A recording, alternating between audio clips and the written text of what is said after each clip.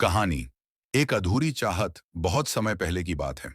देवगढ़ राज्य में राजा विक्रम सिंह अपनी धर्मपत्नी रानी चंद्रप्रभा के साथ राज करता था। रानी अपूर्व सुंदर थी, जैसे चांद की शीतलता और कमल की कोमलता उसमें समाई हो। पूरे राज्य में उनकी सुंदरता और बुद्धिमत्ता की चर्चा थी। राजा का सेनापति वीरभान युद्ध में अजेय था, लेकिन भीतर से उसकी आत्मा वासना से भरी थी। वह वर्षों से रानी को चाहने लगा था, परंतु यह चाह सम्मान से नहीं, वासना से जन्मी थी। वह जानता था कि रानी कभी उसकी नहीं हो सकती, फिर भी उसके मन में एक विकृत लालसा पलने लगी। एक दिन जब राजा सीमावर्ती राज्य के युद्ध में व्यस्त था, सेनापति ने अवसर देखा। उसने महल में आकर रानी से मिलने का झूठा बहाना बनाया और कहा, रानी साहिबा, युद्ध भूमि से राजा का संदेश लाया हूं। वे आपके दर्शन के लिए व्याकुल हैं और चाहते हैं कि आप उन्हें तुरंत पत्र लिखें। रानी कुछ क्षणों के लिए विचलित हुई, परंतु उनका मन बड़ा था। उन्होंने सेनापति को भीतर बुला लिया। जैसे ही वह एकांत में आया, उसकी आंखों की हवस स्पष्ट हो गई। रानी समझ चुकी थी कि वह क्या चाहता है। रानी ने अपनी चतुराई से काम लिया। उन्होंने कहा, सेनापति, यदि राजा की सेवा करना चाहते हो तो मेरे एक कार्य में सहायता करो। महल की छत पर मेरे कुछ विशेष पत्र हैं जो युद्ध से संबंधित हैं। उन्हें लेकर आओ। सेनापति जैसे ही छत की ओर बढ़ा, रानी ने राजमहल के प्रहरी को बुला लिया और पूरी बात बताई। राजा ने पहले ही युद्ध से पूर्व यह आदेश दे रखा था कि यदि रानी किसी संकट में हो तो तत्काल गुप्त संदेश से उसे सूचना दी जाए। कुछ ही घंटों में राजा स्वयं लौट आया। रानी ने सब कुछ बताया। सेनापति को महल के दरबार में लाया गया। उसकी आंखों में अब न वासना थी, न क्रोध, सिर्फ पछतावा और भय था। राजा ने कहा, राज्य की रक्षा के लिए जिसे नियुक्त किया, वह ही इसके सम्मान को भंग करना चाहता था। ऐसे व्यक्ति के लिए क्षमा नहीं, केवल दंड। वीरभान को पदच्युत कर दिया गया और जीवन भर कारावास की सजा दी गई। रानी की बुद्धिमत्ता और साहस से राज्य की मर्यादा बनी रही। राजा और रानी ने एक नई शुरुआत की, जहां प्रेम था, सम्मान था और सबसे बड़ा था विश्वास। परंतु कहानी यहीं समाप्त नहीं होती। जेल में वीरभान के भीतर पश्चाताप की कोई भावना नहीं थी।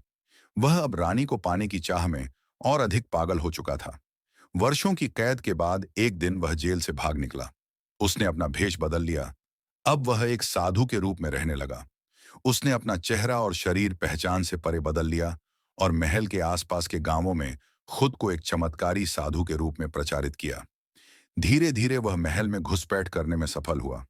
उसने स्वयं को एक वैद्य घोषित किया और रानी की तबीयत ठीक करने के नाम पर महल में अपनी उपस्थिति दर्ज करवाई।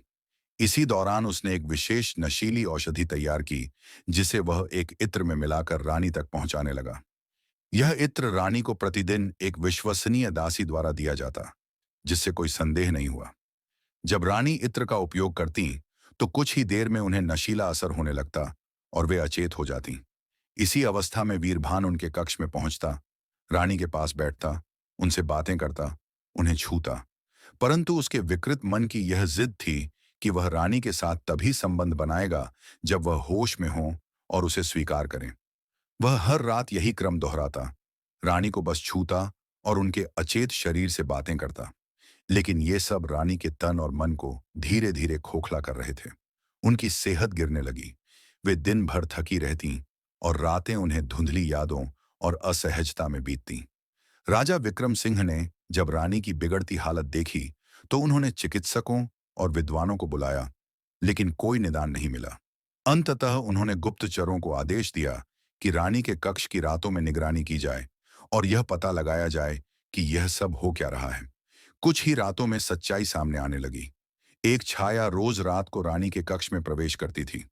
जब उस छाया को पकड़ा गया तो वह साधु निकला, और जब उसका चेहरा धोया गया तो पूरा दरबार स्तब्ध रह गया। वह वीरभान था। राजा का क्रोध अब चरम पर था। वीरभान ने स्वीकार किया कि उसने रानी को कभी शारीरिक हानि नहीं पहुंचाई, लेकिन वह उन्हें बेहोश करके उनके पास जाता, उनसे बातें करता और उन्हें छूता। उसका कहना था कि वह चाहता था कि एक दिन रानी उसे होश में पहचाने, उससे बातें करें और शायद उसे स्वीकार करें। राजा ने तीव्र स्वर में कहा, जिसने रानी की चेतना और आत्मसम्मान को नष्ट करने का प्रयास किया, वह केवल मृत्यु का अधिकारी है। वीरभान को उसी दिन महल के प्रांगण में मृत्यु दंड दिया गया। रानी धीरे धीरे अपने कष्ट से उबरने लगी। उन्होंने महल की सुरक्षा और दासियों की जांच प्रणाली को और कड़ा किया। साथ ही उन्होंने इस अनुभव को छिपाने की बजाय राज्य की अन्य नारियों को सजग करने हेतु सभाएं आयोजित की। कहानी समाप्त नहीं होती। यह एक चेतावनी है, एक सबक है कि चाहत जब विकृति बन जाए तो वह केवल विनाश लाती है।